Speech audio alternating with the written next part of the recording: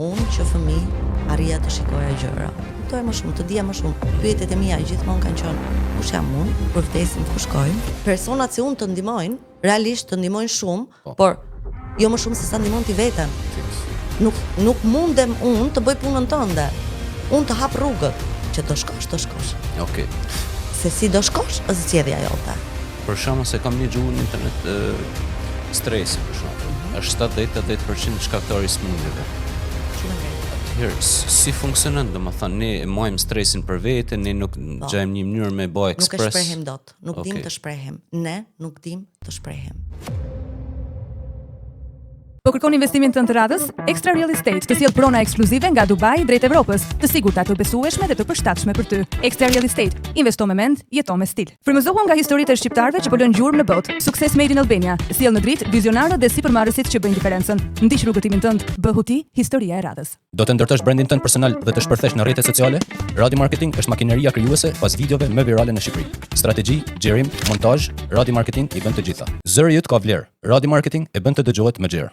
Mirë se vini në podcastin e suksesit by Gjuli Radi. Sot kam një person shumë të veçantë, Neri Beringer, shëruese shpirtërore. Përshëndetje Giulio, faleminderit për ftesën. Jam shumë e lumtur që jam këtu sot për të shpërndarë disa nga përvojat e mia dhe për çdo gjë tjetër që çdo kush do ketë mbase një ditë nevojë të dëgjoj dhe të ndihmoj. Faleminderit që pranove ftesën. Neri, unë jam kurioz me ditë fillimet. Cili ishte pika parë që ti u futet te kjo bota e zhvillimit shpirtëror, si më thon? A ke kanë gjithmonë te kjo botë apo? Në fakt, nëse do e merrja që nga fillimi, do ishte që në familjen time, sepse gjithmonë kam qenë ndryshe nga të tjerët dhe duke filluar nga imazhet, ëndrat, etj me radhë, perceptimet, empatia, ka filluar që në familje, por si të gjithë ose pjesa më e madhe e shqiptarëve, duke ngrysur brenda vetes sepse nuk duhet të flisim rreth asaj që ne ndjenim apo kishim. Dhe automatikisht kjo gjëra në gjumë. Për një kohë të gjatë deri para mos gabofsha 7 viteve.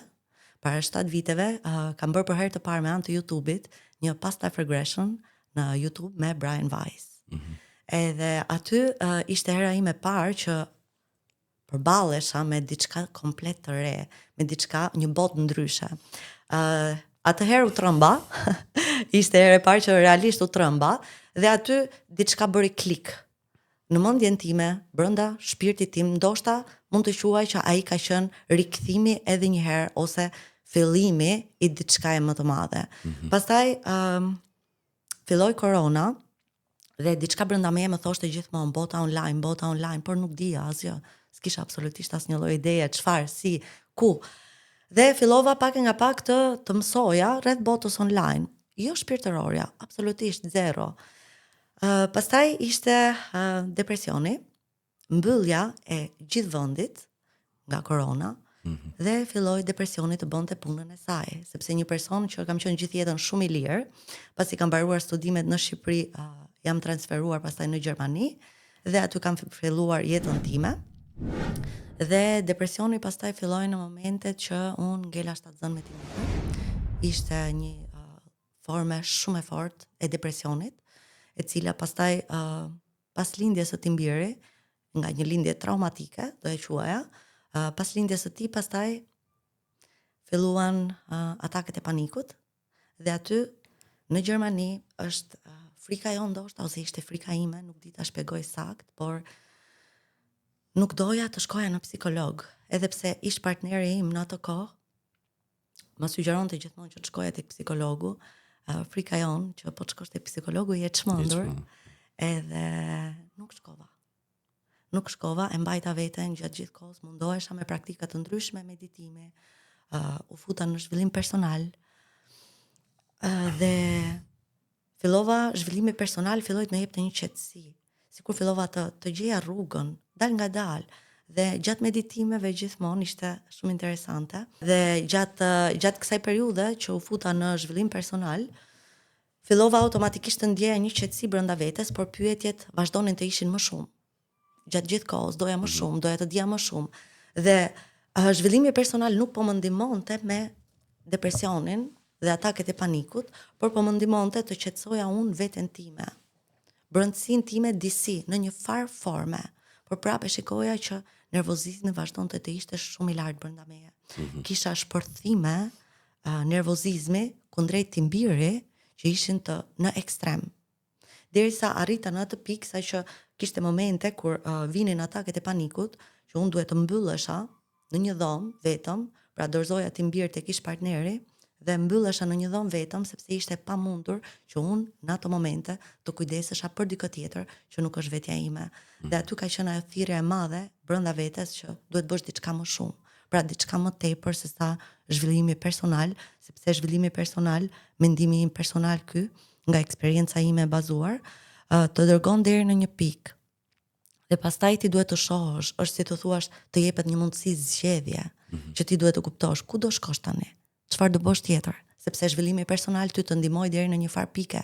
Erdhe tek një pikë, po tani ku shkohet më përpara, sepse ishte shumë interesante që sa herë që unë bëja meditime, unë futesha shumë thellë dhe ishin në për grupe që kishte 500 persona, 800, 1000 persona live në për grupe të ndryshme dhe përjetimet e mia ishin gjithmonë ekstrem dhe nuk merrja përgjigje. Nuk kisha asnjë përgjigje, askush nuk dinte të më shpjegonte çfarë ndodhi, ndërsa ndjenjat e mia, emocionet, trupi po më shpjegonin, por në atë kohë nuk e kuptoja, nuk dija, isha si një fëmijë që sapo ka filluar klasën e parë, do thoja, në atë lloj forme isha, por si një fëmijë shumë kurioz që donte të dinte më shumë. Dhe shpesh herë më shfaqeshin jetët e kaluara në meditime të ndryshme dhe ishte shumë interesante se unë nuk arrija dot të futesha në këtë jetë. Dhe pyetja ime gjithmonë që i drejtoja profesorëve të ndryshëm ishte pse unë nuk futem dot në këtë jetë. Dhe askush nuk më jepte dot një përgjigje. Edhe deri para disa kohësh ndoshta përgjigja vjen vetë. Askush nuk do t'jape përgjigje të pyetjeve që ti ke, askush përveç se vetja jote. Është e pamundur që ti të kërkosh përgjigje jashtë, ajo përgjigje është gjithmonë brenda nesh. Për dikë tjetër që ka një wake up call, siç the ti, pra ishte një thirrje. Çai sugjeron, ç'a duhet me bë për me take action, si më thon, për të gjithë personat që kanë një zgjim shpirtëror, mund të ndodhi në forma të ndryshme në fakt për persona të ndryshëm dhe unë besoj shumë tek shpirti. Shpirti na tregon gjithmonë rrugën e duhur, personat e duhur, por edhe personat e gabuar. Është shumë interesante sepse ne gjithmonë shkojmë për gjetur atë të duhurin, po jo unë dua tani një person që të më tregoj, që të bëj. E në fakt nuk ndodh ashtu. Do shkosh edhe te i gabuari, se ndryshe si do vish ti tek rruga jote, nëse nuk e merr atë mësim që të dha personi që në thonjza i gabuar, sepse ai në fakt nuk është gabim, është një mësim që shpirti po të dërgon tek ajo rrugë që ti ta marrësh atë mësim, sepse ndryshe nuk mundesh ti të ngjisësh shkallët nëse ti nuk bie dhe rrëzohesh, sepse kur fillon, je si ai fëmia që sapo bën ato hapat e parë, edhe do rrëzohesh. Patjetër që do rrëzohesh, po do ngrihesh prap, edhe do ecësh. Ka fëmijë pastaj siç janë fëmijët, po e marr këtë shembull në krahasim me fëmijët që gjatë zgjimit shpirtëror, fëmijët fillojnë të ecin, hapat e parë, pastaj rrëzohen, ngecin. Për një periudhë kohe bëjnë pushim, pastaj vjen ajo dëshira përsëri. Pra, kështu duhet jetë edhe zgjimi shpirtëror. Vjen gradualisht. Tamam si ecja një fëmije që nuk duhet nxitur, shtyr, por le të vi vetë. Le të rrëzohesh, nuk ka gjë. Shko dhe tek personi gabuar, do të tregoj rrugën e duhur. Me që ma bën në krahasimin me fëmijët, kur dojnë me mësu me ecë. Në përgjithësi, për shembull, fëmijët të hapat e parë kanë edhe prindin që e kanë përballë, që është duke i prit. A duhet kemi edhe ne, për shembull, kur jemi në zgjim shpirtëror, duhet kemi një objektiv se ku do shkojmë. A është vetja jonë e lartë, a është vetja jonë ideale? Shiko, nuk besoj që objektivi do të t'jepet që në fillim. Është si thuash, kur ti po zgjohesh, ti ke 700 pyetje në kokë, dëshiron të dish çdo gjë, ama nuk ndodh. Sepse nëse ti do merrje vesh çdo gjë, imagjino për shembull nëse një fëmijë direkt do fillonte të vraponte. Si do ishte? Edhe është e njëjta gjë. Do me thënë, kur të fillosh të ecësh, mëso një herë të ecësh, pastaj vrapo. Kjo është mënyra se si unë e shoh, sepse për mua ka qenë shumë e fortë. Zgjimi shpirtëror tek unë nuk ka qenë një zgjim shpirtëror normal, sepse kur vjen zgjimi shpirtëror për njerëz normal që nuk kanë një thirrje për të ndihmuar të tjerët, vjen gradualisht. Ndërsa për personat që do bëjnë këtë punë, që të gjithë që bëjnë këtë punë më kuptojnë shumë mirë për çfarë kam fjalën, nuk vjen gradualisht, të japin një shkallë, pastaj të dërgojnë te 5, pastaj të hedhin prapë te 1, pastaj të dërgojnë te 7, pra të japin mundësi të shohësh dhe mua më pëlqen gradualisht ti shoh të tjerët.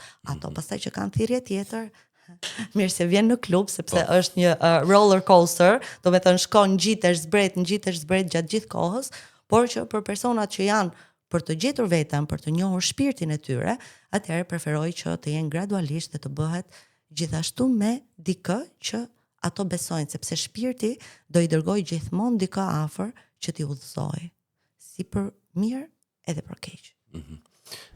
Rritja jonë shpirtërore për edhe personale, edhe profesionale. Absolutisht. Ne a shkojmë drejt një vetes tonë, do më thonë që ndërtojmë pak nga pak, apo thjesht kthehemi tek vetja jonë, që kemi qenë gjithmonë, por që mund të kemi vend ca shtresa, si më thonë, gjatë jetës, gjatë fëmirisë, etj.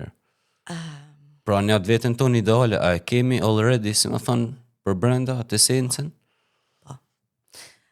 Vetja jonë ideale, rruga jonë, ajo që ne bëjmë për shembull, siç e thash edhe në fillim tek pjesa e rrugtimit tim. Do të thënë, unë që fëmijë arrija të shikoja gjëra, të kuptoja më shumë, të dija më shumë. Pyetjet e mia gjithmonë kanë qenë kush jam unë, kur vdesim ku shkojmë, çfarë bëjmë pas vdekjes, ndërkohë që prindrit e mi gjithmonë ishin ato që po çfarë është kjo pyetje? Po mos e bëj këtë pyetje në publik. Do të thënë, ishte diçka që tani kur i diskutoj me prindrit e mi, tani mami që thot gjithkohës, o zot, që fëmijë ke qenë kështu. Do të thënë, tani edhe ato po kujtohen rreth atyre gjërave që më thonin dhe rreth pyetjeve të mia. Por kur jemi fëmijë, automatikisht fillojmë i mbyllim disa dyer dhe kur rritemi, ndodh që trupi jon, për shembull, të gjitha traumat, frikrat, bllokimet që kemi i mbyllim gjatë rrugës. Dhe vjen një moment që është ai zgjimi shpirtëror, që shpirti nuk dëshiron më që ti të qëndrosh i mbyllur, dëshiron që të bësh atë për cilën ti ke ardhur. Dhe fillon hap pas hapi duke i hapur ato dyer, që do thotë kontrata jote që ti kishe, edhe nëse ti e shtyn për 10 vite, 20 vite, 30, mbas edhe në jetën që do vish, por do hapet në një moment ajo kontratë. Dhe nëse ti e ke për të hapur në këtë jetë, të jesh i sigurt që të bësh çfarë të bësh, sepse do shkosh aty ku ti kishe planin që kur ke ardhur në këtë jetë. Shumë interesante.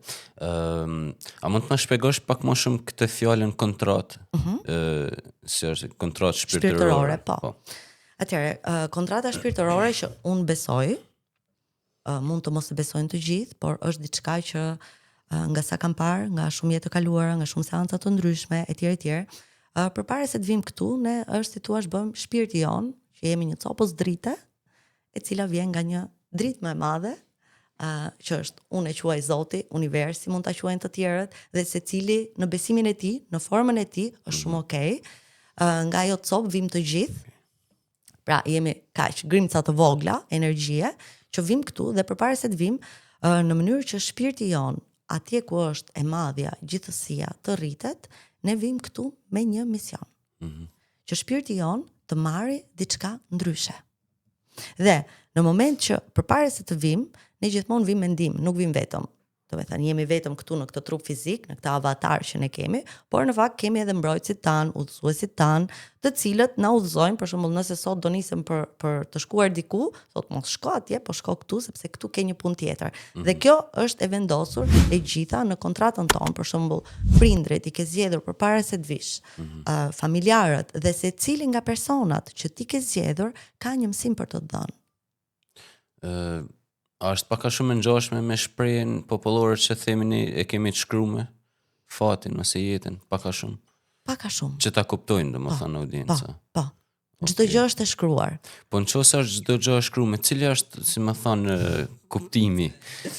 Se unë kam pas këtë pyetje çe vogël, kështu që. Është okay. Nëse është e shkruar, cili është kuptimi që kam unë vullnet lirë për shkak nëse do ndodhin kjo gjëja? Apo në mund zgjelli thjesht se si do ndolli, si do shkoj deri aty. Po, që do shkosh, do shkosh. Okej. Se si do shkosh, është zgjedhja jote. Por nëse ti do shkosh, për shembull, e bëj gjithmonë këtë shpjegimin sepse është më e lehtë në këtë lloj forme edhe për personat që ta kuptojnë. Atëherë, ne jemi në Tiranë. Dhe unë tani e kam në kontratë të shkruar që unë nesër duhet jem me patjetër në Durrës, ose sot për shembull në orën 12 unë duhet jem në Durrës. Okej? Dhe tani, nuk ka rëndësi rruga se që marr unë, sepse nëse unë do marr autostradën, do shkoj drejt, s'do kem pengesa, marr autostradën dhe shkoj direkte në Durrës, pa asnjë pengesë. Okej? Kjo është rruga për shembull që ti mund të zgjedhësh, e ke zgjedhje të lirë. Rruga e shpirtit tënd, kontrata jote për shembull mund të jetë që ti të marrësh rrugët dytësore, që janë me gropa, janë me probleme, mund të prishet makina, nuk ke mundësi ku ndalosh në një dyqan, etj me radhë. Do me thënë, varet rruga që ti do ndjek, që ti do shkosh në Durrës, është e pa evitueshme. Por ajo rruga pastaj, sa dhimbje do kesh, sa dhimbje do përjetosh, çfarë do përjetosh, etj, mund t'i evitosh duke marr autostradën. A është dhimbja e nevojshme për të rritur shpirtërisht? Mbase shumë do thonë jo, unë them po. Pse? Sepse, sidomos njëherë për mua personalisht është shumë e rëndësishme. Sepse unë nuk jam në gjendje të kuptoj dhimbjen tënde nëse unë nuk kam kaluar një dhimbje në trupin tim. Do me thënë, unë mendoj që po, sepse dhimbja nuk është problematike. Dhimbja nuk është e keqe. Dhimbja është një mësim që ne na jepet për të kuptuar ku po shkon, pse ndodhi ajo që ndodhi. Pra, është për të dhënë një mësim. Duhet të ndryshojmë një çik të kontekstin e të parit dhimbjen si diçka të keqe, si diçka wow. Dhimbja po na mëson diçka të kthehemi te vetja, të kthehemi aty ku ne marrim përgjigjet, sepse askush nuk do të japë përgjigje të saktë. Por për mua, për shembull, që bëj këtë punë në mënyrë që unë të kuptoj ty në një nivel më të thellë, unë preferoj dhimbjen. Kam një gjuhë diku që traumat bën store, do më thonë ruhen edhe në trupin tonë fizikisht. Por që ti më thellë që je shëruese shpirtërore me praktikat e tuja. A vijnë disa prej smunjeve ose shumë prej smunjeve fizike edhe prej nëse jemi në thojza të smur shpirtërisht? Se kam një gjuhë diku kështu. Po thuaj se pjesa më e madhe e të gjitha sëmundjeve është pikërisht nga kjo storage e traumave që ne bëjmë në trupin ton fizik.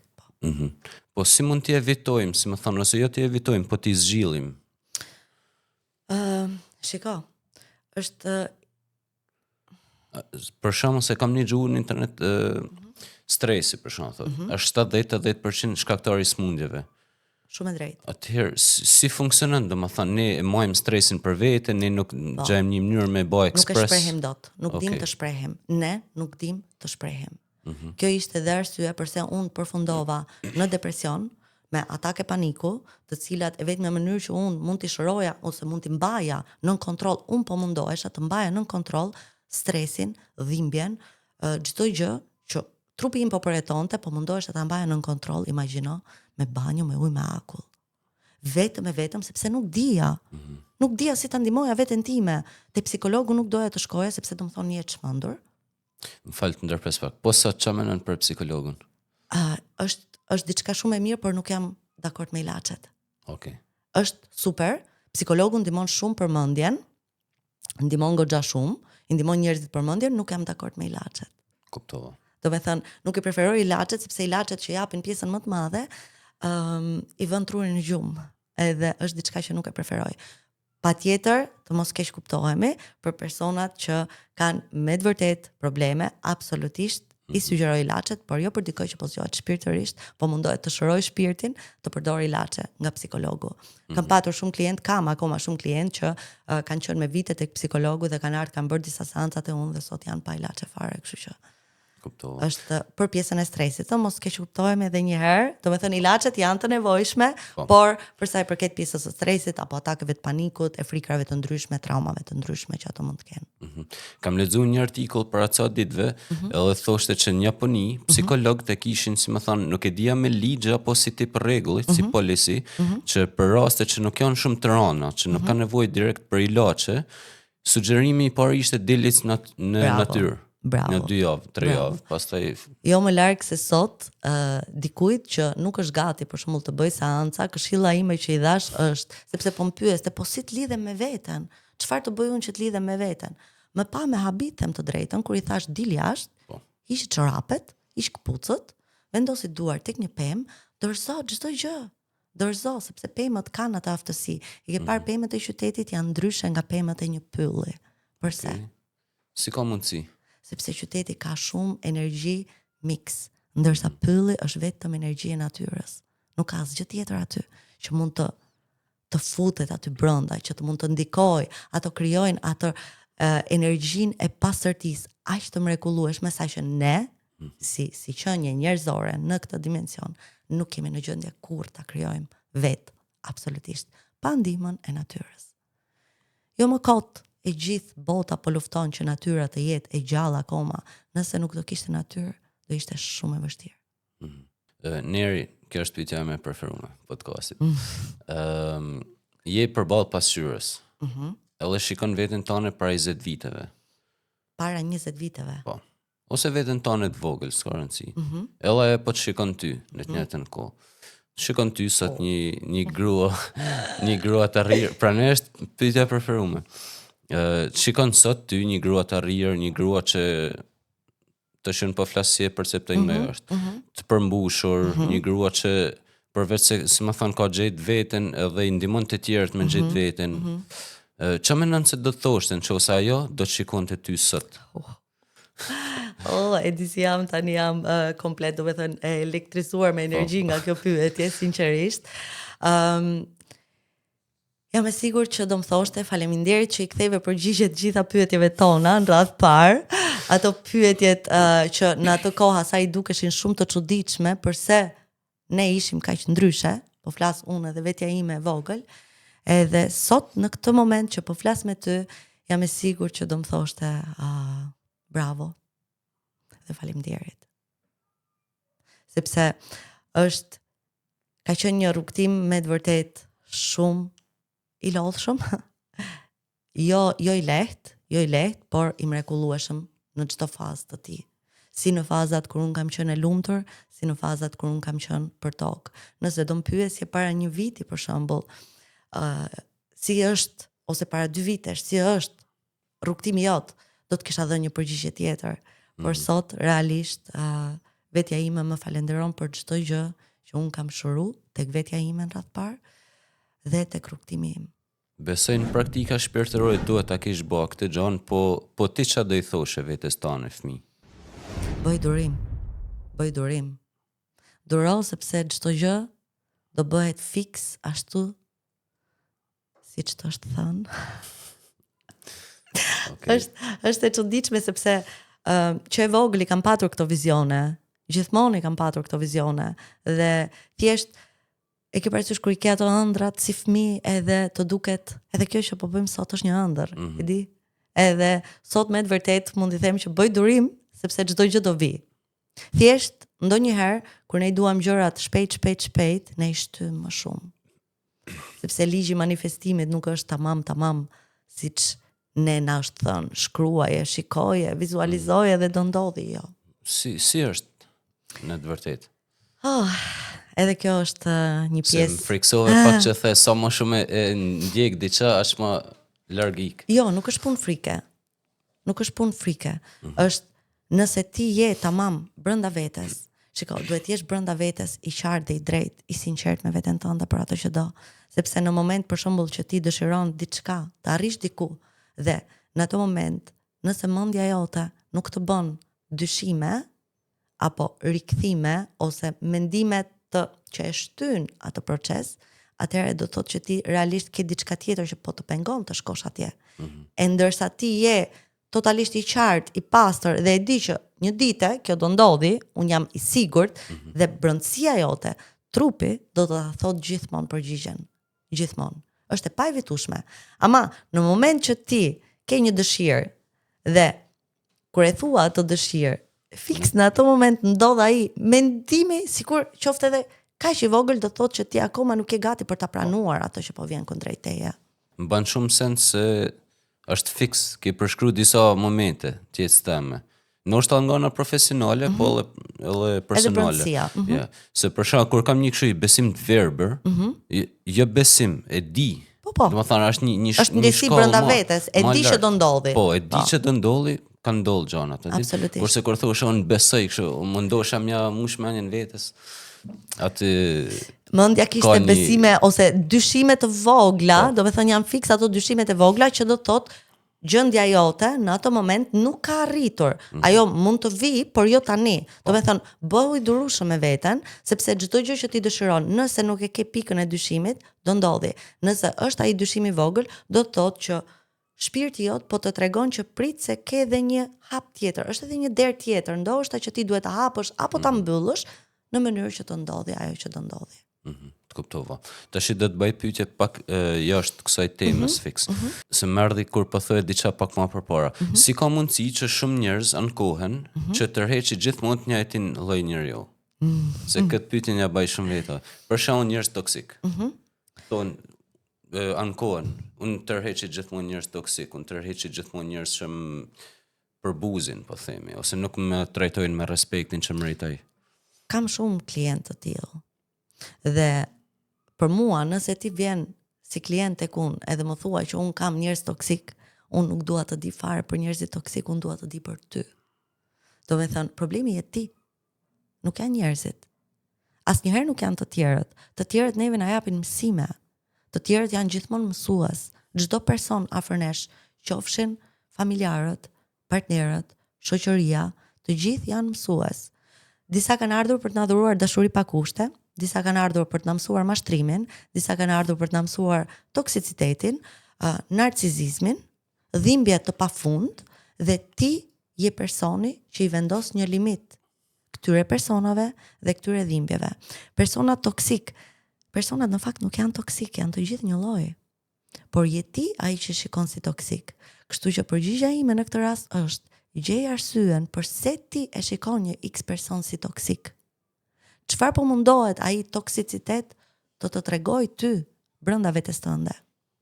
Dhe nëse është, për shembull, nëse tërheq gjithmonë persona që të bëjnë keq, çfarë ndjesie, çfarë ka brenda vetes tënde që ai person po të vret. Është si të ngulësh, domethënë kur vjen dikush dhe të lëndon, është si një thikë që të ngulet diku ose në stomak, ose në zemër, ose në mendje, në mendime. Ka dhe persona që ngulin thika në mendime, sepse ti ato mendime nuk e ke pastruar, nuk e ke çliruar nga vetja jote dhe automatikisht ti do të rreqësh vetëm njerëz të tillë në jetën tënde. Dhe kjo do ndodhi pafund derisa ti të marrësh mësimin. A mundesh me më tregu pak më shumë për seancat që ti ofron? Çfarë përfshin, si më thon? Okej, atëherë seancat që unë ofroj janë shumë, por seancat që unë preferoj në fillim është një seancë që deri më tani e quaj Theta Healing, por në fakt ja kam ndryshuar emrin dhe e kam bërë Frequency Healing, sepse sa herë që unë bëj një trajnim, mësoj diçka, bëj një akademi, një shkollë, një diçka për veten time, bota shpirtërore ose gjetja e vetes, më sakt, më ka mësuar që secili nga ne jemi të veçantë në mënyrën e tij. Dhe çdo gjë që ne marrim, secili nga ne merr ndryshe dhe përvetëson me atë që ai është dhe ka. Pra, çdo gjë që unë mësoj e përvetësoj në mënyrën time dhe kur kam bërë trajnimin për Theta Healing, nuk e kam ndier tamam ashtu siç ofroheshte. Dhe unë gjeta mënyrën time. Ato që mua më thuhet që një person ka nevojë. Dhe është një nga seancat që unë e preferoj realisht shumë, sepse është një seancë që unë lidhem komplet me fushën tënde energjetike. Pra, Theta Healing është në thonjza e njëjta gjë, por e bëjnë ndryshe. E ndërsa unë e kam ndryshe dhe kam preferuar ta ndryshoj sepse nuk është fix Theta Healing, por është frekuenca. Eksakt. Dhe është një nga ato seanca ku shpirti jot më jep besimin që të futem në fushën tënde energjetike, futem me shumë kujdes, me shumë delikatesë, sepse është pjesa jote private dhe unë duhet ta respektoj atë për besimin që ti më ke dhënë me energjinë tënde. E respektoj goxha shumë privatësinë e shpirtit. Jo ti si fizik, nuk i shoh njerëzit më si persona fizik, i shoh vetëm si shpirt. Edhe nëse ti për shembull është e çuditshme që mbase e them në këtë lloj forme, por edhe nëse do ndodhte përpara syve të mi një aksident, një vrasje, do thoja është okay, është mësimi i tyre, secili ka patur diçka për të marrë. Por seanca e frequency healing është një nga ato seanca që realisht unë mund të shoh më shumë atë çka ti ke nevojë. Dhe pas një seance të tillë, unë jam në gjendje të them, Giulio, shiko, ti ke nevojë të bësh këtë, ose ke nevojë të pushosh pak, por mund të ndodhi që si në çdo gjë, personat edhe të krijojnë barriera? Jo barriera, çfarë quhet addiction? Po, varësi. Varësi. Çfarë ndodh në këto raste? Varësi ndaj seancave? Bravo. Varësi ndaj seancave. Sepse kur personat bëjnë një seancë, ditët në vazhdim ndjehen shumë mirë, janë akoma në atë energjinë, në atë high state, perfekt, edhe ndjehen shumë mirë. Janë në një formë që nuk i lëndon më asgjë, sepse unë i kam pastruar fushën energjetike, por ai pastrim zgjat për aq kohë sa ti hap dyert të tjerëve përsëri, por ti do jetosh. Dhe fillojnë të krijojnë kështu një addiction dal nga dal, duke thënë që okay, atë shkoj te Neri unë, se Neri do më pastroj dhe do ndjej mirë për një farë periudhe. Por kjo nuk është ajo që unë dua. Unë dua që ti, pasi bën një seancë te unë, të ndjesh mirë edhe të shkosh të përballesh me dhimbjen. Pra unë të ndihmoj, të bëj gati që ti të përballesh me dhimbjen, jo të vish te unë edhe të pretendosh që unë kam një shkop magjik, do të bëj ty abrakadabra dhe do pastrohesh komplet, por nuk ekziston. Nuk është kjo ajo që unë kërkoj. Dhe shpeshherë i largoj klientët. Është e çuditshme se do thuash po si ka mundësi një person që largon klientët, por e bëj. Do thuash ti pse? Kur e shoh fiks që po arrin tek ajo pjesa e addiction, them stop. Bëj pushim. Merr kohë për veten dhe riktheu pas 2 muajsh, 3 muajsh, gjysmë viti, 6 muajsh, 1 viti, kurdo që të kesh nevojë përsëri. Bëj pushim. Ka raste nuk duan, nuk e pranojnë. E atëherë detyrohemi largoj energjetikisht. Sepse është shumë e nevojshme që personat të stopojnë, të bëjnë pushim. Pastaj ato kërkojnë diku tjetër, absolutisht, sepse kanë filluar atë addiction, por nuk do gjejnë më ato për shembull që merrnin tek seancat e mia, e kupton? Edhe vazhdojnë të kërkojnë. Është okay, i lë të kërkojnë. Patjetër që ka persona që në një farë pike, pasi mbarojnë punë me mua, duan të rriten, të ecin diku tjetër, ndryshon dimensionin, ndryshon forma, ndryshon frekuenca, edhe ka persona që kanë punuar me mua, vjen një periudhë nuk rezonojnë më. Dhe është shumë okay. Unë e mbarova punën time. Për mua aq ishte, e falenderoj dhe secili le të shkojë në rrugën e tij. Sa mirë që e the, sepse je e vetmja që të paktën më ka thënë mua personalisht, që këtë pjesën e addiction. Se unë e kam vurë vetë, edhe ja kam thënë disa njerëzve, po s'ma kanë pranu. Absolutisht. Edhe është një formë escapism, se unë kam një problem tash, edhe po shkoj kërkoj veten. Po jo, e drejt. Dakor. Ndalo një herë me veten ti, puno një herë me veten, sepse personat si unë të ndihmojnë, realisht të ndihmojnë shumë, por jo më shumë se sa ndihmon ti veten. Fix. Nuk mundem unë të bëj punën tënde. Unë të hap rrugët, të heq atë që me të vërtet ti e kishe të bllokuar. Ama nëse ti vjen te unë dhe unë them që nuk ke gjë. Nuk ke gjë, shko puno me veten. Po si të punojnë me veten, po gjej ti rrugën. Unë nuk mundem të tregoj ty rrugën tënde, çfarë dere të hapësh, çfarë dere të mbyllësh. Nëse ke bllokime, absolutisht po.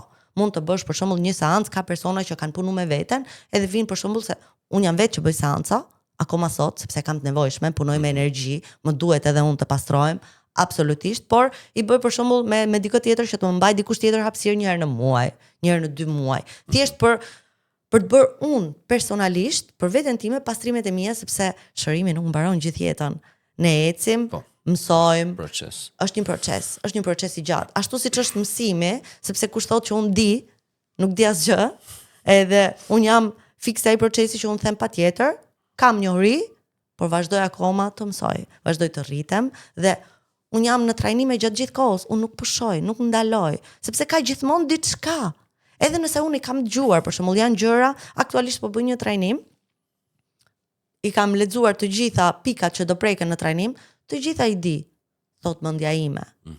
Them unë, mbase egoja. Po jo, shpirti prap thot, po ti futu njerë, se do dali diçka aty.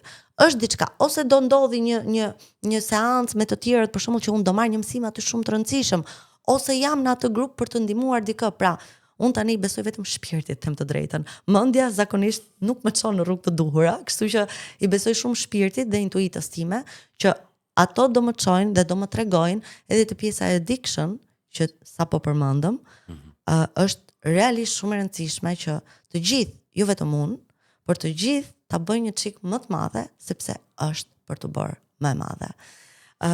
Shpesh herë ju them njerëzve që ose personave që punoj me to, zhvillimi personal, spiritualiteti, bota, jemi kështu, 3 matrikse.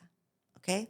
Edhe zhvillimi personal, kur isha vetë në zhvillim personal, siç e thash, më ndihmoi deri në një farë pike, pastaj e pash që po bëhet një addiction, që zhvillimi personal po më nxjerr vërtet mua nga ky toksicitet ku jam, por po më fut tek matriksi vet. E kupton? Rrethi këtu. Po futem këtu te ky matriksi. Po përse ndërkohë që un po hapesha, po shpërndahesha akoma. Nuk ka rëndësi, kjo ishte toksiciteti, po kjo nuk ishte rreth. Ishte një matriks, edhe kjo një formë matriksi që ishte ndërtuar nga shoqëria, po un apo kthehem te vetja. E bëj vet matriksin tim. Jam un ajo që e gjen rrugën e dur. Pastaj erdhi shpirtërorja. Mos kujto edhe shpirtërorja, kishte goxha hapësira për, do të thënë, kur ndodh zimi shpirtëror, duhet bësh shumë kujdes. Realisht duhet bësh shumë kujdes, nuk është diçka që mund të bësh shaka. Pse? Mund të kalosh në skizofreni shumë shpejt. Shumë shpejt, nëse e shtyn, nëse e detyron veten, mund të kalosh në skizofreni sepse gjërat që ndodhin janë shumë për mendjen tonë. Ne kemi kaq të vogël, nuk kemi aq të mëdhenj saç mund të dukemi për të kuptuar kur hapemi shpirtërisht, vjen gradualisht. E gjitha, duhet ta mësosh mendjen, trupin, për energji njërë që futet në trup. Vetëm energjia, forca e energjisë e cila zbret është shumë e fortë për mendjen tonë. Unë shpeshherë gjatë seancave të mia detyrohesha që të stopoja, sepse personat që kisha përballë nuk më mbanin dot hapësirë. Ishte shumë e fortë, se që seanca ime e parë që unë kam bërë për veten time, për shpirtin, ka qenë një seancë ku personit që po mbante hapësirën, kishte shpërthyer pjesa e internetit dhe mua më fik komplet interneti në shtëpi për gjatë gjithë ditës. Edhe aq e fortë ka qenë energjia, saqë është shumë e çuditshme ta them, patjetër që një pjesë e besoj, një pjesë jo dhe është okay, por që edhe dyert e shtëpisë time, ndërkohë që ishte çdo gjë e mbyllur, njëra nga dyert është përplasur në një formë ekstreme sepse ishte shumë energji. Dhe personi që kisha përballë, thjesht edhe personi u tremb. Realisht u tremb. Dhe përgjigja ose më saktë pyetja që un kam nxjerr në ato momente kur doli e gjithë kjo energji ishte kush jam unë? Kush jam unë? Përse jam këtu? Përse jam këtu dhe tjetra ishte përse më keni lënë vetëm? Sepse kisha humbur çdo gjë, isha komplet totalisht e humbur. Dhe në ato moment pastaj pyetja kush jam unë ishte sikur filluan të gjitha njohuritë e botës të vinin brenda meje. Ndërkohë që unë s'kisha asnjë lloj njohurie. Do të thënë isha komplet pa njohuri, pa dieni, past life regression, ç'a është kjo? Do të thënë nuk e njoh çfarë është, përse po vjen te unë, përse unë di të shoh, pastaj ishte pas asaj jave filloja të shikoja gjëra tek njerëzit. Mendova se po çmendem. Mendova se okay, kalova, ika tani, nuk është e lehtë, sepse të vinë shumë gjëra.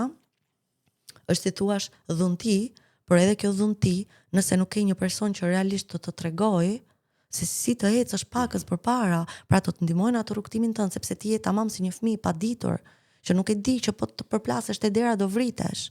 Edhe vazhdoja duke ecur dhe saqë atëherë gjitha pyetjet e disa pak persona kisha që mund të më jepnin një përgjigje pothuajse fare. Edhe realisht kam bërë një betim me veten, gjë që si preferoj shumë betimet, sepse janë premtime që mbeten pastaj edhe në jetë në vazhdim, por çdo person që do më bëj një pyetje në lidhje me rrugtimin e tij, do mundohem në formën më të thjeshtë të jap një përgjigje që të qetësoj shpirtin dhe t'i them që është okay, sepse çdo përgjigje realisht do të vi, do të jepet thjesht ki më shumë besim tek ato që po ndjen dhe po shikon, por në ato momente Giulio nuk është e lehtë. Në ato momente ti je, do me thënë, të dilja jashtë me njerëz, ishte të mërshme. Nuk dilja dot, ndjeja emocionet, shikoja gjëra tek njerëzit, gjëra që do i ndodhin, shikoja aksidentet përpara se të ndodhin, ishte shumë e frikshme. Ishte shumë e frikshme. Në ato fillime, do me thënë, nuk dilja më. Do me thënë, frika, jo frikë njerëzore, e di, por frikë nga vetja. Çfarë po bën? ku po shkon. Edhe në këtë pjesë pastaj futet nëse ti nuk e punu me veten dhe lejon egon, do thuash pastaj unë jam Zoti. E ti nuk je Zoti. Ti nuk mund t'jesh kurr, askush nuk mund t'jetë Zoti. Unë bëj këtë punë me shpirtin, ndihmoj njerëzit, po unë nuk i shëroj. Unë jam thjesht një urë përdorimi. Një urë lidhse e kësaj bote me një botë tjetër. Edhe gjithmonë ju them personave, më përdorni. Unë jam këtu për të shërbyer, jam për një qëllim, jam një urë. Ama hapat e ajo ura do i hedhësh ti. Unë po ta bëj rrugën gati, po ta shtroj rrugën, po ti do ecësh vetë. Nuk mund të shty unë. Nëse sot ti do hedhësh një hap te ajo urë, është okej, mjaftueshëm ke hedhur. Qëndro aty. Mos u kthe më mbrapsh. Po qëndro aty. Prit, shikoj ambientin, hapësirën. Çfarë do ndodhi? Ec përsëri kur të ndjesh gati. Unë jam aty. Jam kjo ura që ty të mbron, ka edhe ato mbrojtëset anash, edhe hap pas hapi. Ama puna ime është ura. Puna jote pastaj është të ecësh mbi atë urë që të shkosh aty ku ti ke nevojë të shkosh. Dhe nëse kjo urë pastaj të mban shumë gjatë, edhe ti qëndron sepse të pëlqen aty, pastaj do fillojnë tërmetet. Okej? Do filloj të dridhet, jam urë lëvizëse. Të mbaj, por edhe të dridh. Të mbaj edhe të dridh, sepse është më se normale që duhet të ecësh vetë. Të kuptova. Tash do bëj pyetje komplet tjetër që më bë pa kontrast me këtë botën ku futem ne. Tash si sipërmarrëse. Ç'është është leku për ty? Energji është thjesht diçka që njerëzit e kanë shpikur. Okay. Është një shpikje e njerëzimit, Po. sepse realisht nuk do ishte e nevojshme, por bota ka ecur goxha përpara, do vazhdoj të eci, kështu që absolutisht është një formë rregulli, do i quaja, por që është energji. Është realisht energji. Nëse sinqerisht nëse do ma bëja këtë pyetje para 10 vitesh, do thoja edhe unë, po jo, po ku bëhet leku? Nuk kemi lek, nuk bëhet leku. Ama sot them po, leku nuk bëhet, por vjen. Si të tërheqim? Me që është energji. A duhet të rrisim ne frekuencën tonë që të kemi një frekuencë në gjashme? Absolutisht, po. Po. Sepse do e them me një shembull shumë të bukur që më ka ndodhur vetë, eksperiencat personale, unë bazohem shumë tek eksperienca, do me thënë nuk flas pa baza, dhe do e them në këtë lloj forme. Përse është e rëndësishme që të rrisësh frekuencën për të qenë në një pozicion me lekun. Nëse unë për shembull jam poshtë dhe frekuenca e lekut është këtu, edhe unë e tërheq këtë lekun kur jam këtu poshtë, do të thotë që unë nuk jam në gjendje ta mbaj këtë lekun. Okay. Sepse më shpërthen, mindseti im nuk është okay për të përballuar. Për shembull, nëse unë jam mësuar gjithmonë, marr, ku di unë, 1.000 euro në muaj, 2.000 euro në muaj, dhe mua automatikisht për një herë do më vinin 10.000 euro në muaj, 20.000 euro në muaj, pjesa më e madhe e njerëzve do thonë, po le të vinë ato, se e di unë se ç'a bëj me ato. Në fakt nuk e di. Në fakt shpërthen. Ti nuk je në gjendje ta koordinosh. Sepse kalon jashtë çdo lloj perspektive tënden. Është sikur ti do me thënë një ky rreth i vogël edhe ti tani po del dhe po shpërndahesh komplet dhe ti po mbushesh, po të vinë para nga të gjitha anët, ti nëse nuk e ke energjinë direkt në të njëjtën linjë me frekuencën e atyre parave që po vinë, ti do mbytesh. Realisht. Do me thënë, ka qenë një periudhë kur unë isha shumë e ngarkuar në biznes, po bëja çdo gjë vetë, si një single mom, isha gjatë gjithë kohës duke kujdesur për fëmijën, për shtëpinë, për biznesin, që të gjitha të ecnin në një paralel. Po. Dhe ishte trajnimi i parë që unë po ofroja, dhe kjo ka qenë vjet, besoj, trajnimi i parë në tetor diçka e tillë. Ishte e pa imagjinueshme. Unë kam një mindset shumë të çuditshëm për sa i përket trajnimeve apo gjërave të reja që unë nxjerr. Unë jam gjithmonë vendos një numër, po marr një shembull, vendos 10 tek X grup për shembull, unë jam 10 persona janë për mua. Çfarë vjen më tej, faleminderit. Nëse gjithmonë tek trajnimet e mia, nëse bëhet ai numri që unë kam në mendje, numri tjetër që kalon, sa fillon të kaloj numri, gjithmonë njëri e përfiton falas. Është e imja kjo, për të arritur unë tek ai fiks niveli i frekuencës së parave. Dhe ajo çka ndodhi është që në fillim kur bëj trajnimi, nuk kisha tamam, sepse unë për veten time kisha bërë 2 seanca për zhbllokimin e parave, por që nuk kisha arritur unë, mindseti im nuk kishte arritur në atë pikë. Ajo çka ndodhi është që filluan të vinin shumë. Unë nuk isha mësuar me ato lloj shumash parash. Brenda 2 ditëve, të gjitha llogaritë mia bankare u bllokuan. Do thuash ti pse? Sepse ishte energjia ime. Unë nuk isha në gjendje të mbaja atë lloj energjie dhe çdo gjë u bllokua. Totalisht. Të gjitha. Filluan të humbisja, humba shumash parash. Pse? Sepse unë nuk isha në të njëjtën frekuencë, do të thënë, unë isha më poshtë dhe frekuenca ishte këtu, por e kisha tërhequr unë. Nuk isha ngjitur vetë, kisha tërhequr energjinë. Prandaj e mira është mos tërhiqni, po shkoni. Ngjituni. Hap pas hape, dal nga dal, me besimet, siç e tham, me vendosmërinë që ti do shkosh atje. Do e pastrosh veten tënde. Tek unë në atë rast ishte një bllokim, një derë që unë e kisha mbyllur, që unë nuk meritoj kaq shumë para.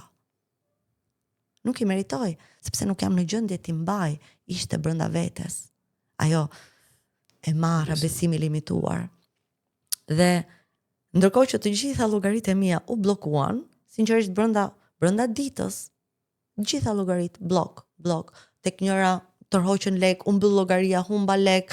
Ishte, do të thënë, po zbrisja poshtun, po zbrisja sepse përmendjen time u bë shumë. Ajo çka bëra pastaj kërkova ndihmë. Në ato moment kërkova ndihmë.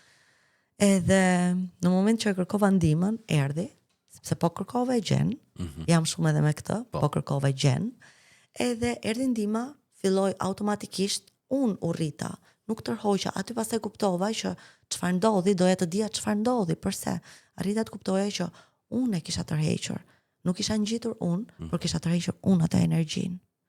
Si thua, po varesha me zor tek ajo energjia. Po si ta rrisin frekuencën? Cilat janë format konkrete? Duke pastruar veten, Giulio. Gjithmonë duke patur besim tek vetja, duke nxjerr, shiko, është e çuditshme që njerëzit shkojnë gjithmonë edhe duan të bëjnë zhbllokime parash, okay? Nuk mund të bësh ti zhbllokim parash kur je totalisht në ego, kur mendon vetëm për interesin tënd, kur nuk arrin dot të ndjesh atë mirësinë brenda vetes. Dhe nuk mundesh të punosh për të zhbllokuar parat kur vazhdon akoma të kesh trauma nga fëmijëria, trauma nga njerëzit toksik, trauma nga dhimbja, trauma të ndryshme. Nuk mundesh të shkosh, është si thua, do të pastrosh shtëpinë edhe fillon nga oborri. Por në fakt do fillosh nga brenda.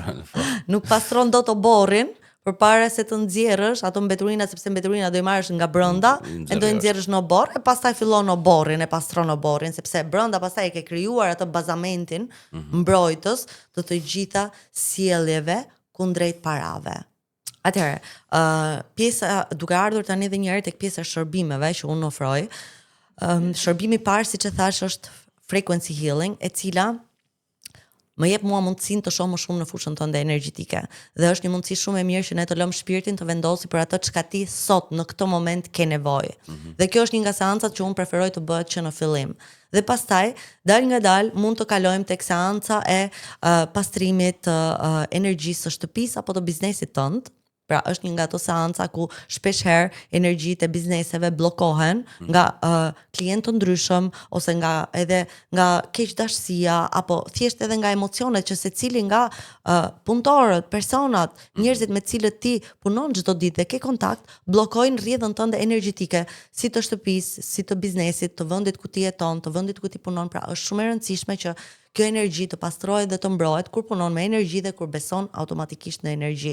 Pastaj seanca tjetër që është seanca e hipnozës, e cila është një nga ato seanca që zgjat 2 orë dhe ne aty punojmë shumë me trurin. Pra, nëse ishte frequency healing që ne punojmë me shpirtin dhe lëm shpirtin, në një seancë hipnoze ne futemi automatikisht tek pjesë e trurit, sepse ti je në ato valët theta energjetike dhe ne mund të bëjmë, mund të japim sinjale dhe këtu duhet bësh shumë kujdes, sepse ka praktikues të hipnozës për shembull që japin ato sinjale që ai beson për veten e tij, prandaj duhet të bësh shumë diferencën e fortë që sinjalet që ti jep të jenë për personin dhe jo të vinë nga brendësia jote. Prandaj është shumë e rëndësishme që një shërues të jetë i shëruar tashmë.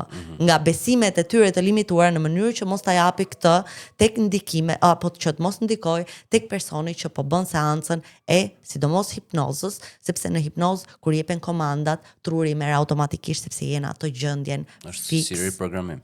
Riprogramim, perfekt. Pastaj kemi seancën e past life regression e jetëve të kaluara, që është një nga seancat e mia që më pëlqen e preferuara do thoja. Më pëlqen jashtëzakonisht shumë sepse e kam shumë të lehtë. Është një nga dhuntitë e mia besoj më të forta që mund të futem lehtësisht në një jetë kaluar të secilit, të atyre që kanë, sepse jo të gjithë kanë. Absolutisht nuk e sugjeroj për të gjithë, vetëm për personat që e kanë të nevojshme.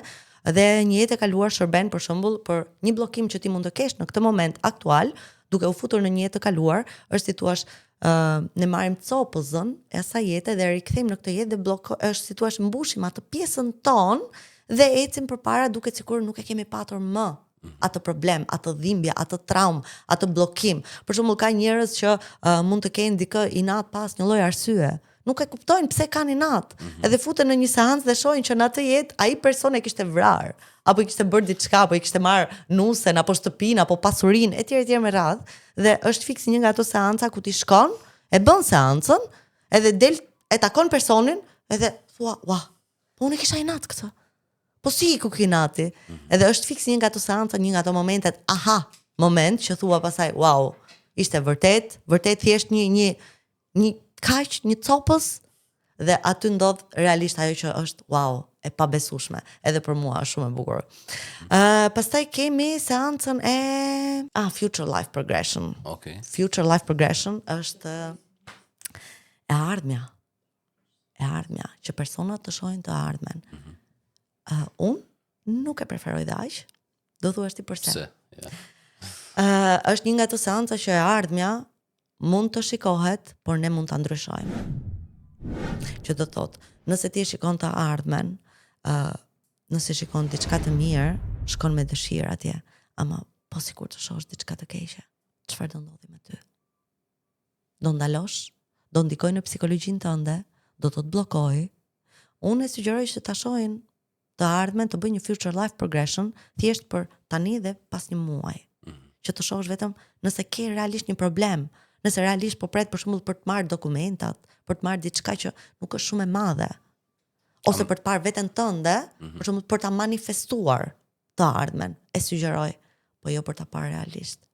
Okay. Sepse kur e shikon realisht, është unë personalisht që e shoh për shembull, nuk do preferoja. E them gjithmonë, është një bekim edhe një mallkim në të njëjtën kohë, sepse ti një herë do e shohësh, do e përjetosh duke e parë dhe pastaj do e përjetosh në momentin që do ndodhi dhe nuk është diçka e bukur.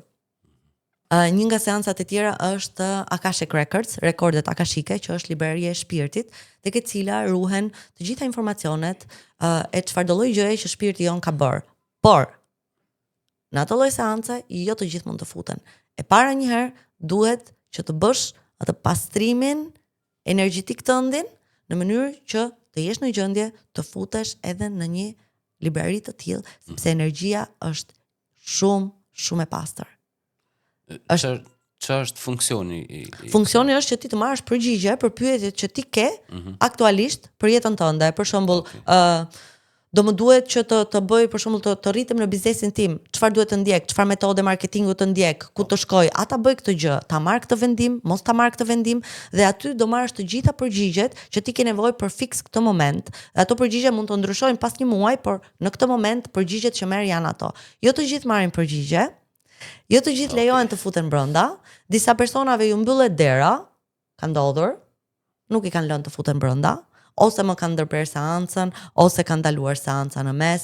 Pra, ose më kanë thënë që gjatë seancës dërgoje për shërim, mund të ndodhin shumë gjëra, pra të nxjerrin edhe jashtë.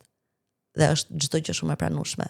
Sepse siç e thash, energjia është shumë e pastër dhe për të marrë energji, për të marrë përgjigje nga ajo lloj librarie, sepse është një librari energjetike, për të marrë përgjigje atje edhe ti duhet të jesh të paktën të shkosh një çik I përgatitur. se nuk merr dot pastaj përgjigje. Maksimumi që mund të marrësh është asnjë përgjigje ose të çojnë direkt për shërim. Seanca e zhbllokimit të parave, të financave. Okay. E preferuar si përmarrësve. E preferuar si përmarrësve vërtet, sepse ne realisht ndonjëherë mund të ndodhi që të kemi bllokime edhe nga pararësit tan. Pra, gjëra që ne kemi trashëguar nga ato dhe nuk e dim. Bllokime, gjëra që mund të kenë ndodhur, që mund të kenë bërë ato premtime apo betime, siç e përmenda, për këtë arsye nuk më pëlqejnë shumë premtimet, sepse premtimi ngel gjithmonë. Dhe shpirti e merr me vete. Kështu që imagjinoni se sa premtime kemi bërë neve për parat, edhe në jetët e mëparshme. Kështu që ato premtime pastaj mund të shkojnë ose nga brezat paraardhës, gjyshërit, stërgjyshërit etj, ose nga jetët e kaluara që personi vet mund të ketë patur, duke shkuar pastaj duke bërë ato lloj zhbllokimi, është e njëjta gjë siç e përmenda, që e marrim atë copëzën, e rikthejmë tek vetja dhe vazhdojmë të ecim pa atë bllokim dhe duket sikur të gjitha rrugët hapen më lehtësisht. Pastaj normalisht kemi fëmin e brendshëm që është një nga ato shërime që secili ka nevojë.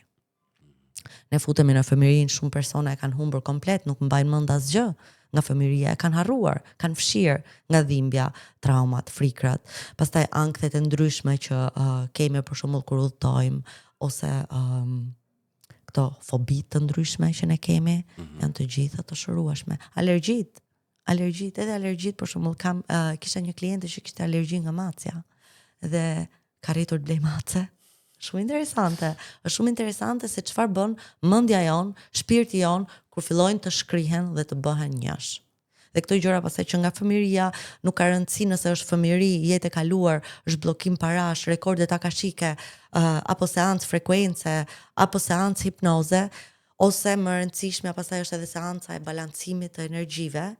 Të gjitha shërbejnë për më të mirën e shpirtit. Gjithmonë brenda pastrimi dhe jashtë sistemohet çdo gjë. Nëse ti po pastron brenda vetes, është si thua, ti po nxjerr nga vetja, edhe në moment që ti nxjerr, automatikisht energjia jote, fusha jote energjetike fillon të pastrohet. Dhe këtë gjë sidomos e bën edhe balancimi i energjive femërorja dhe mashkullorja, sepse për shembull, te meshkujt është shumë interesante. Meshkujt kanë mure mbrojtëse, që do thotë mos qaj. Është turp të qash, po qan burri? Yeah. A qan burri, s'qan burri. Unë jam dakord me këtë muret.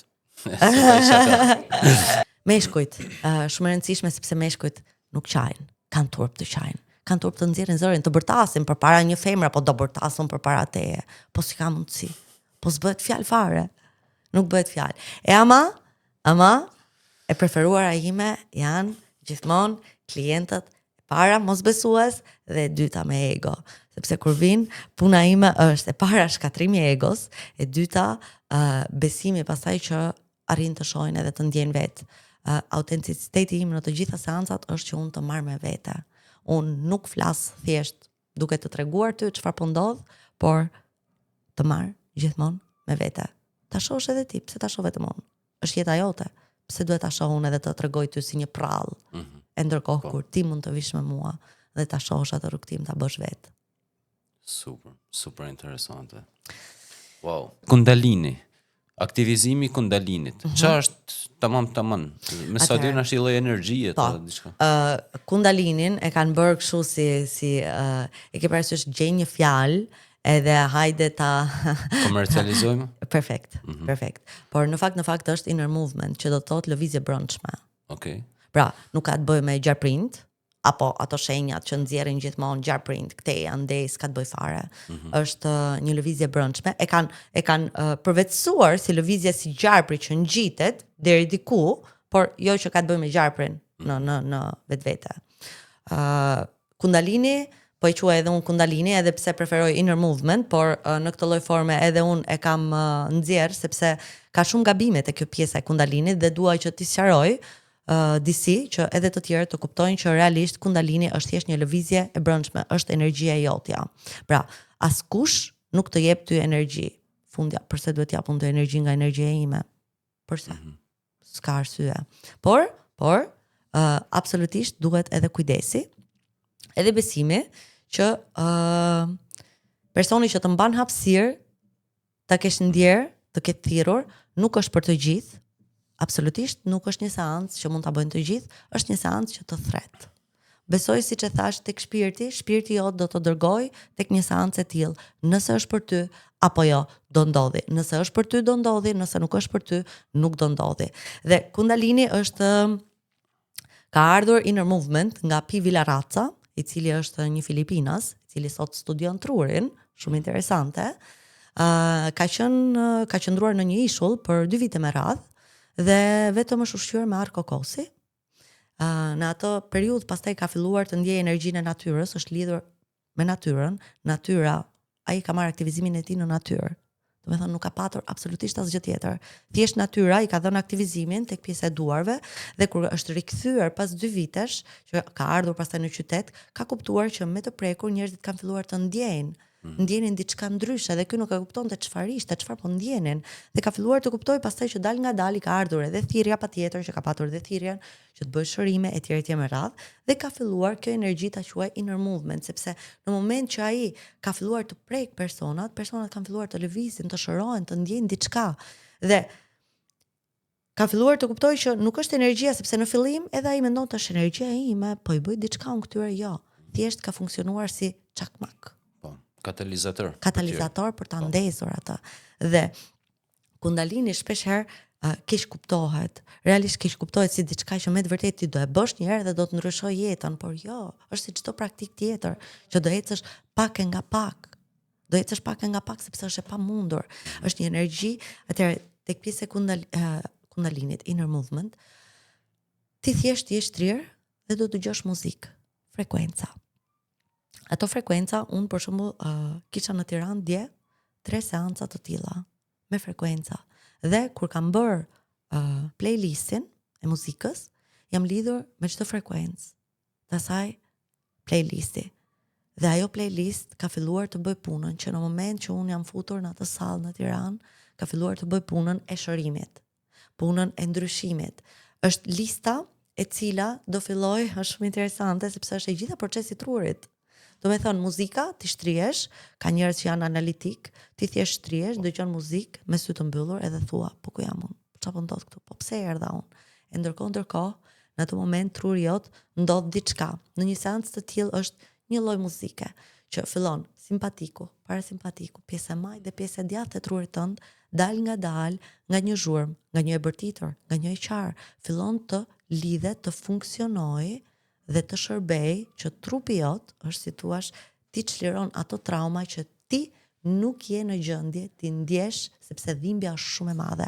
Pra, tek ajo storage janë ato fundi, do me thënë ai llumi që është shumë i dhimbshëm, është shumë i madh dhe është shumë i fortë. Dhe këtë gjë e bën Kundalini, Inner Movement, me anë të frekuencave që lidhen në pjesën e trurit tënd, fillojnë të gjitha pjesët e trurit të aktivizohen, të gjitha neuronet dhe kjo energji pastaj fillon të zbresë poshtë tek pjesa e shtyllës kurrizore dhe secili fillon të bëjnë pastaj ato lëvizjet somatike që trupi lëviz në forma të ndryshme, ajo është thjesht një formë çlirimi. Pra, nuk ka asnjë gjë që ti lëviz si gjarë për bën ato lëvizjet, jo.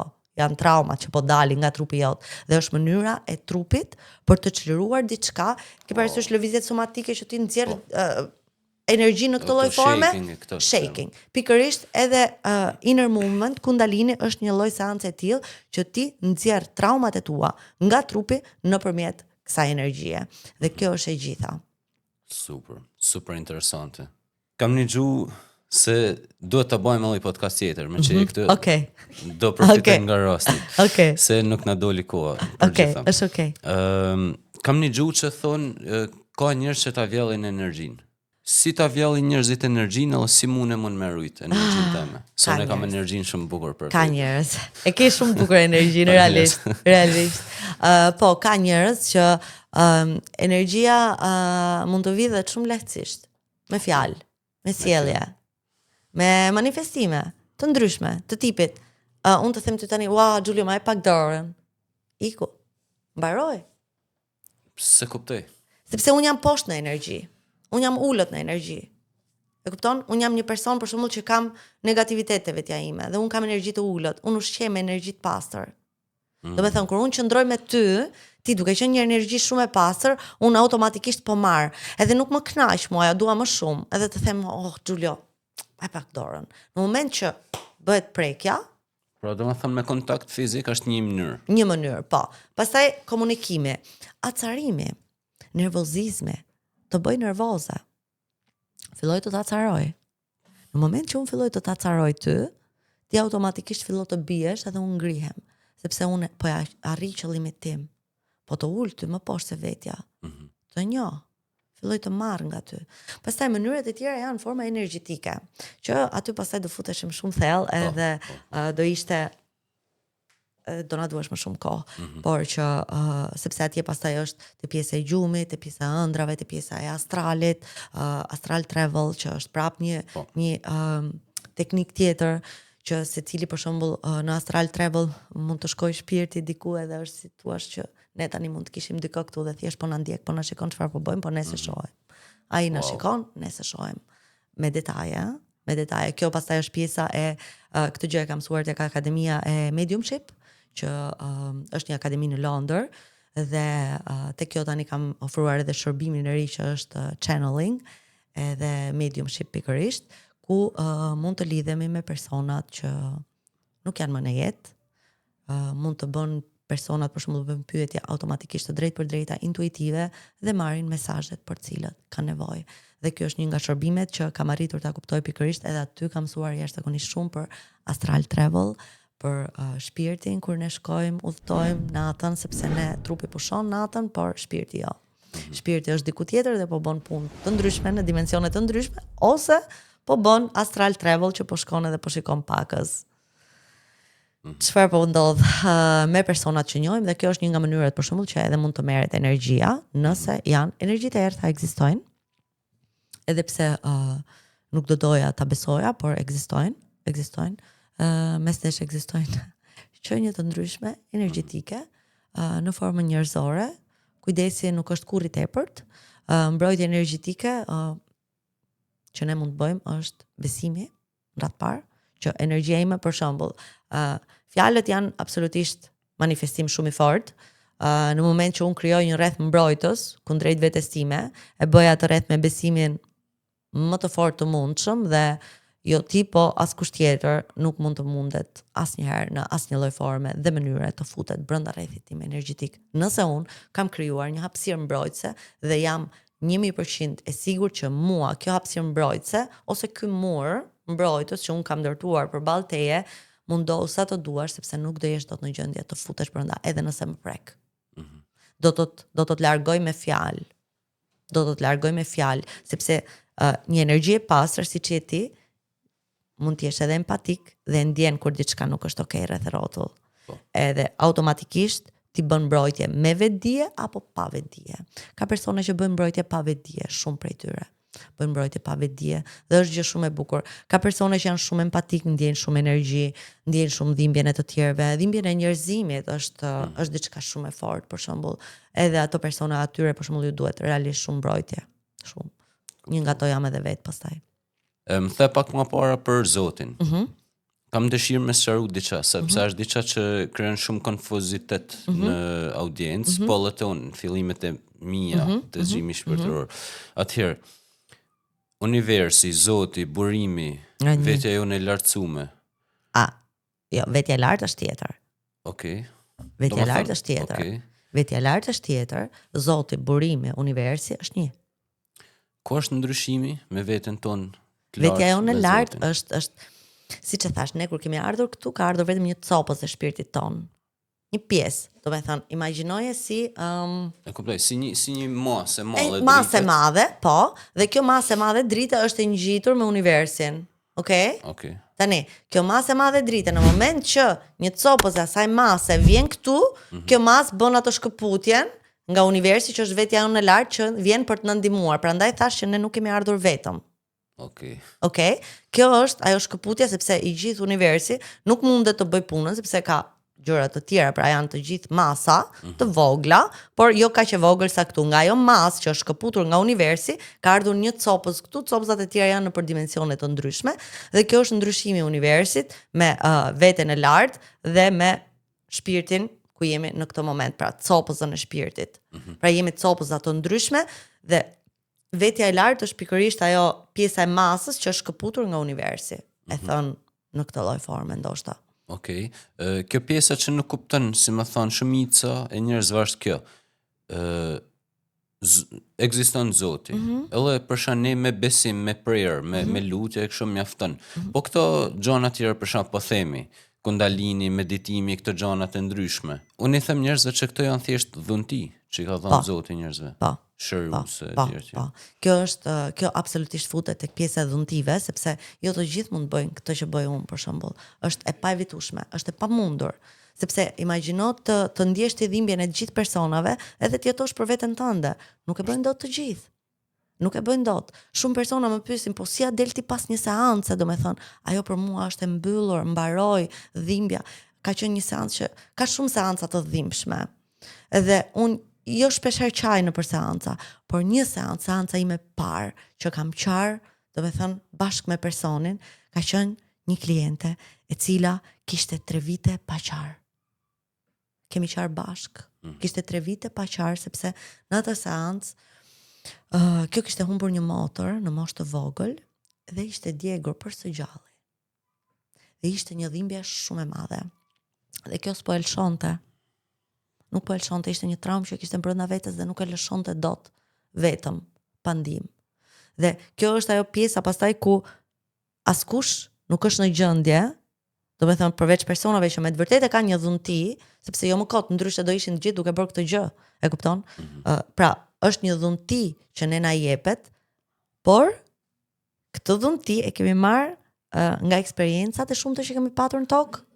Do me thonë, unë kam patur shumë jetë të kaluara dhe në pjesën më të madhe të tyre kam bërë të njëjtën gjë. Që do të thotë, kam qenë pjesën më të madhe të rasteve në shërbim të njerëzimit. Dhe këto praktika po përhapen kaq shumë në këtë lloj forme, sepse besoj që njerëzimi ka realisht shumë nevojë të nxjerrë traumat nga vetja në mënyrë që të jetojnë qetë. Asnjë gjë tjetër. Thjesht të jetojnë, të kënaqen dhe të shijojnë këtë jetë që kanë këtu, sepse e disa është radha për të marrë një avatar. Do vetëm për të marrë një trup dhe për të qenë këtu, është shumë e madhe radha. Ne kemi patur shansin të jemi këtu. Jemi kaq me fat që jemi këtu, kështu që thjesht un po jap atë kontributin, sa do i vogël qoftë ai, sa do i madh qoftë ai, që secili nga ne të jetojë ashtu siç është. Pra, i qetë, i lumtur, të bëjmë të mirën, sepse fundjavare jemi, e disa pak jemi këtu. Është shumë pak koha është pa limit për të tjerët, por për ne këtu është shumë pak. Kështu që për aq kohë sa jemi këtu, le të bëjmë atë që ne ndjehemi më mirë, që na bën ne më të lumtur, pse duhet të qëndrojmë gjatë gjithë kohës me mërzitje, me stres, njerëz toksik e tjerë me radhë. Kush janë ato? Pse? Nuk na duhen. Jemi ne edhe s'ka asnjë gjë tjetër. Të kuptova. Mesazhin e fundit për dikë që është një moment vështirë, që ka një sfidë të madhe ose diçka. Çfarë është hapi i parë që duhet bëjnë? Kërkon ndihmë, mos qëndro vetëm. Thank you. Okay. Fix kjo që po mendosha unë. Vetëm nuk mundesh. Askush nga ne nuk kaloi vetëm në dritë. Të gjithë në një farë mënyre apo në një tjetër na është zgjatur një dorë. Kështu që kërkon ndihmë, ndihmoje veten dhe investimi tek vetja është gjëja kryesore. Përpara fëmijëve, përpara çdo gjëje tjetër, investo tek vetja, sepse asnjëherë nuk do të lë pas vetja. Po investove tek të tjerë, gjithmonë do të të lën pas. Vetja asnjëherë. Vetja do të dërgojë gjithmonë përpara. Prandaj, çfarë do lloj investimi qoftë ai, qoftë fizik, shëndetësor, biznes, energjetik, cili do qoftë ai investim që ti ke në plan të bësh për veten, bëje, jo për të tjerët, për veten. Edhe fëmijët, edhe partnerët, edhe familjarët do të ta dinë për nder, nëse jo sot, pas një viti, të jeni të sigurt që realisht investimi tek vetja është gjë e parë që njeriu duhet bëj. Super. Neri, shumë faleminderit. Shumë faleminderit edhe ty, Giulio. Realisht ishte një kënaqësi edhe për mua.